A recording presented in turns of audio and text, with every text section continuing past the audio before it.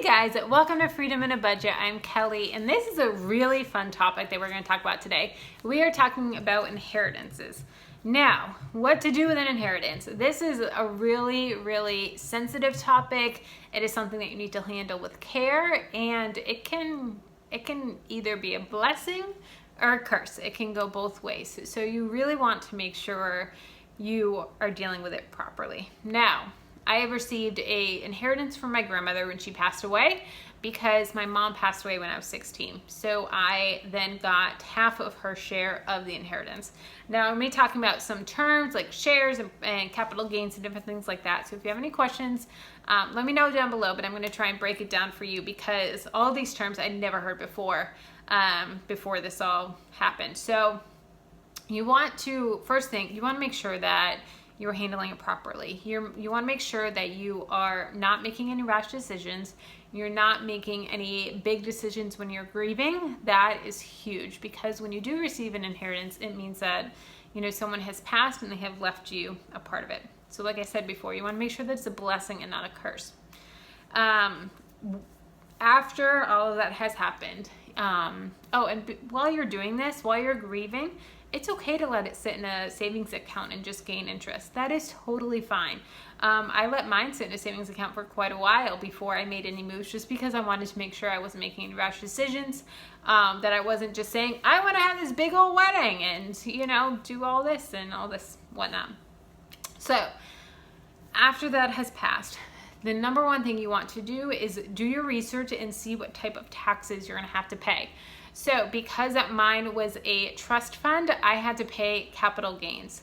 And so what I did is I made sure I set aside the money for it. And the capital gains are quite expensive. I think it's like 15% on any money that grew over time in her investment, in her trust. So you want to make sure that you have that. That way you're not spending it all. And then tax season comes and you're like, oh, I have to pay $5,000 or I have to pay $20,000 to the IRS now. What am I going to do? So you really want to be careful about that. Next, you want to make sure that you follow the baby steps. So as you guys know, I am debt-free. I follow Dave Ramsey's baby steps. So follow the baby steps. Don't try and outsmart him. Don't try and just work your way around it. When I first got my inheritance, I originally was like, you know what? I want to pretend that I didn't receive this money. I still want to work the baby steps. I still want to do everything like that on my own and just invest the money. And then some people talked to me and I thought, okay, what would Dave say if I called into his radio show? He would say, no, work the baby steps, pay off your debt. Why are you, paying 6% on interest when you're investing and it's just not, it's not adding up. So the first thing I did with mine is I paid off my debt and I made sure that I was 100% debt free. And then the next thing I did is I sat on it for a while and then I built my 6-month emergency fund with it. So you want to follow the baby steps 100%. Make sure that you're not skipping around. Make sure you're not just going and buying cars and this and that. If you do purchase any properties, make sure that it is an investment. Make sure that it is within your means. You don't want this blessing to turn into a curse. And the way that it can turn into a curse is you're buying way above your means. You may go and get a car and have a nice down payment on the car, but then your car payment's $500 a month because you bought this crazy expensive car. Or you bought a down payment on a house that's way outside your price range, and then your monthly mortgage is more than 15% of your take-home income. You don't want that to happen. You don't want to, have this big lifestyle because you receive this money, and then it screw you in the end. Make sure you watch your spending. A lot of people will say, I'm just buying this one thing. And then that one thing turns into 2 things, turns into 3 things.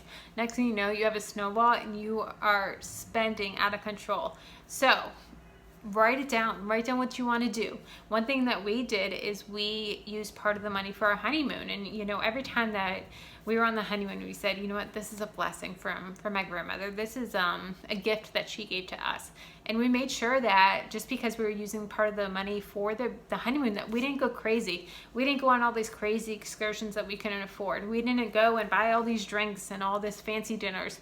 We made sure that we stayed within our means with it, and we had a written plan of what we were doing with it. A common mistake that people have when they're grieving is they find someone to manage their money, but they just find someone quickly. They don't really do their research. You want to make sure you find someone with a heart of a teacher, that they can explain it to you, that you can ask the same question 30 times and they still explain it well. They still help you to understand it. If you can't explain to someone else what they explain to you, then you don't fully understand it. And you need to be able to explain it and understand it fully to someone else. Make sure you're not just saying, yeah, that's fine, yeah, that's fine, yeah, that's fine. Put that money here, do whatever you want. A heart of a teacher is so important in this.